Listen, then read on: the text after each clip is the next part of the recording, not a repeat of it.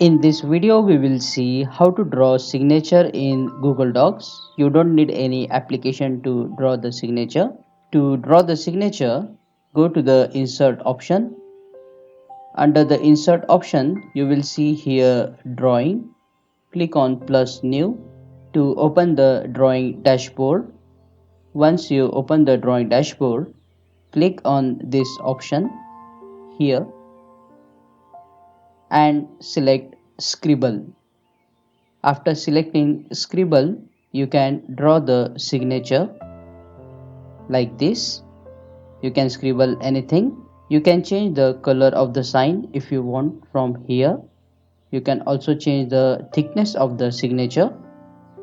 And once you are done, click on Save and Close to insert the signature in Google Docs. If you like this video, please subscribe and don't forget to press that bell notification icon so you won't miss any updates. Thank you.